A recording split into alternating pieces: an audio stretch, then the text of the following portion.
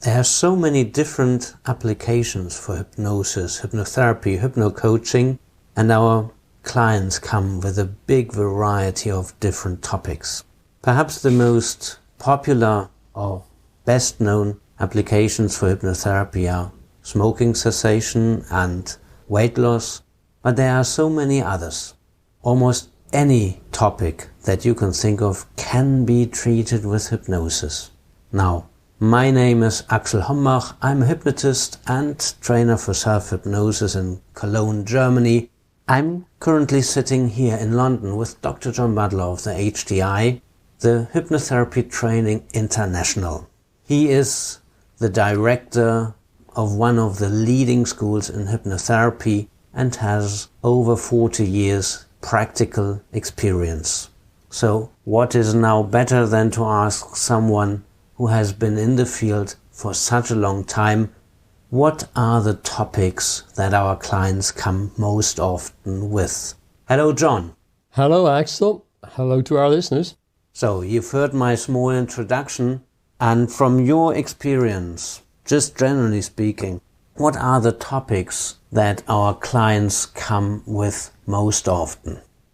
Okay, Axel. Well, the most common problems people present with are smoking, weight management, anxiety, anxieties of all kinds, depression, performance issues, wanting to improve performance in sports, in academics, in areas like creativity, and Perhaps so on. Also career. Yes, of course, in their work, absolutely.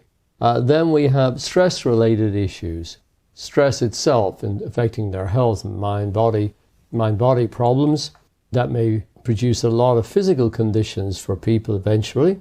And hypnosis has many applications in medical hypnotherapy, as you know.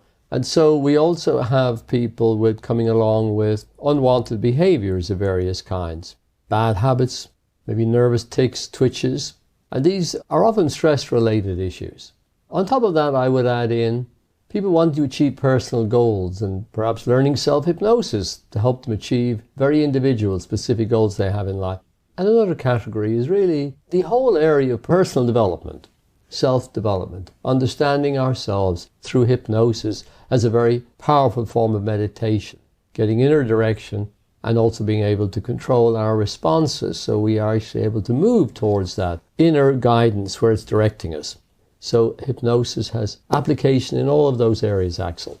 I know that here in England people talk about hypnotherapy, but in other countries it's due to legal reasons it's more diverted into therapy and coaching. And I also know that in countries that don't make that legal distinction, there are also hypnotists that focus more on coaching and are more working as coaches. Yes, the various absolutely. topics that you mentioned now, maybe even also other topics, would you say that when we work with our clients it's more therapy or it's more coaching oriented, or is it both maybe?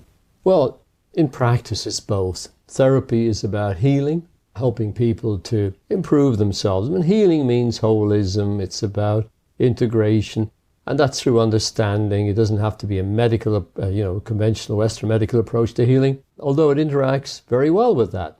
However, when we're talking about coaching, I think that has a very positive element to it as well, because that is about helping people understand their strengths and helping empower them, as opposed to a therapy approach which really focuses on pathology, that you're sick, you're broken, there's something wrong, and you now have to be healed of that, with the expert doing a lot of the work and the guidance, and the client being very much more disempowered.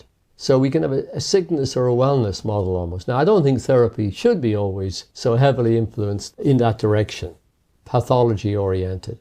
We should be health-orientated so that we can deal with the pathologies more effectively.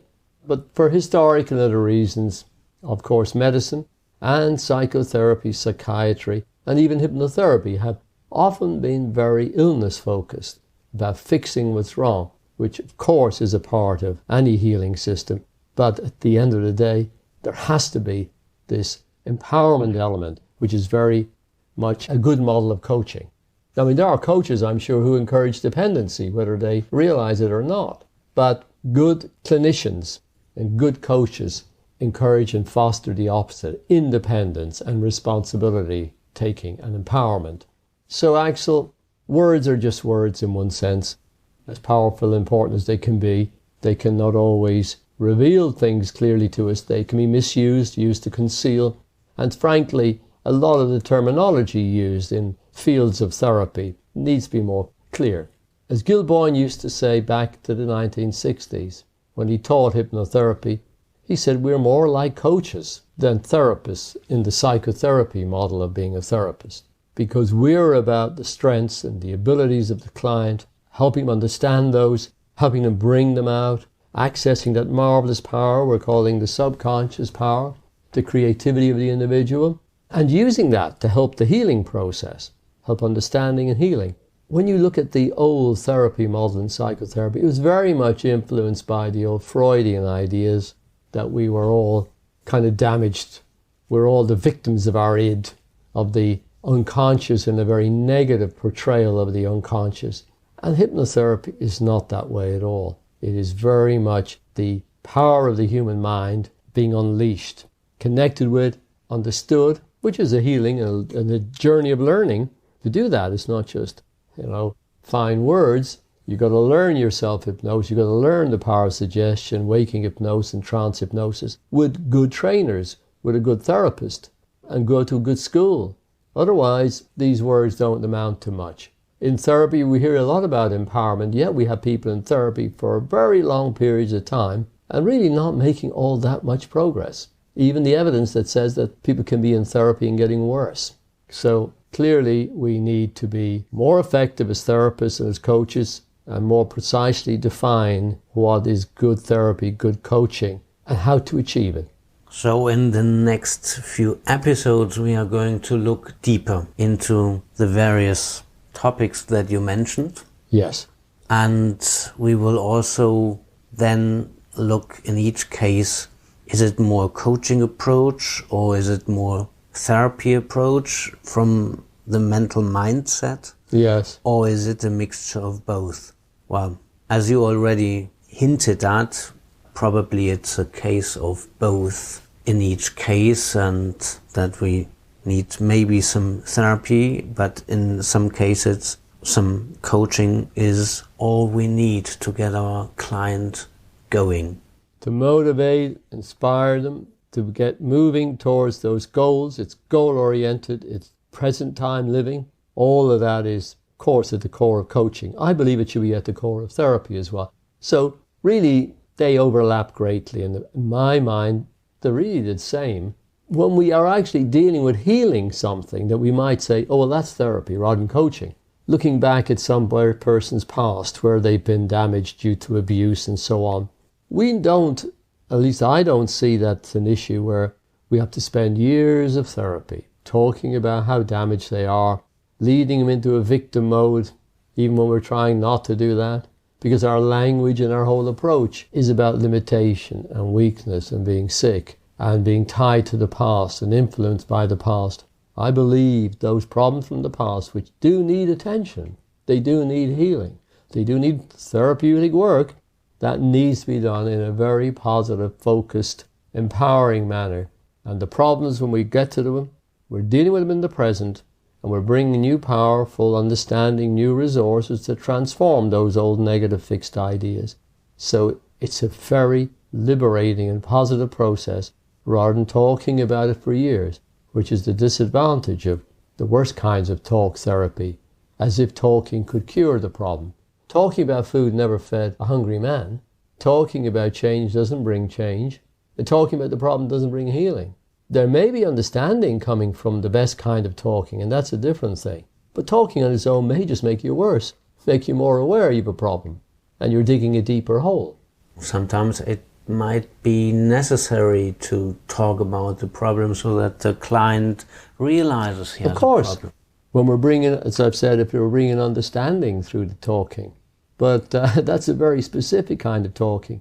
If talking just meant ruminating on your problems with somebody else, and they're talking to you about them in a similar manner without adding, That sounds like the dependency model. There you go. That's the danger. You keep the people in this ruminating, and they are chewing it over and over again and don't find exit. That's right. They can become very intellectually expert at it, and it's like they keep circling the problem all the time, never dealing with it, having more and more intellectualizations about it, which is a defense often against change. It can become a form of self-sabotage because I never get to deal with the problem, which after all is usually a negative fixed idea from the past. It's not all powerful. In many cases, when you really get into it, it's almost like something, when we understand it, we could almost laugh at it at times. In one sense, it has been crippling us, but it was maybe only a childish misunderstanding that Daddy didn't love me enough. And it's a tragic irony about the whole thing, a tragic misconception in the child, which is now destroying the adult's life. But the idea that it takes years to cure that, to fix that in therapy, is a myth. It's like saying, well, you've had it for 50 years, so it may take another 20 years to be really rid of it. I mean, which is utter nonsense. The brain, the human mind, without making exorbitant claims, when it gets the true proper perspective on the problem, can often release that very quickly, provide us readiness for change. There's no hanging on to old alibis and victim states, and then secondary gains. Change can happen very, very quickly. However, the preparation for change, in some people's cases, 10 years before they finally come along to therapy and say, I'm so much in need of help, I'm ready to change. And if this therapist knows what they're doing, then I can be helped. The readiness for change, we had that in our mini-series before. So anybody of our listeners who wants to know more about the readiness for change, check out our previous episodes. A very big topic. Very big. John, so you have a list of episodes that we are going to talk about. The next one that we are going into, the next concrete topic, why clients come to us. Yeah, you've just given me a list here with smoking, weight loss. Yeah, which one are we going to use? Well, let's start at the top.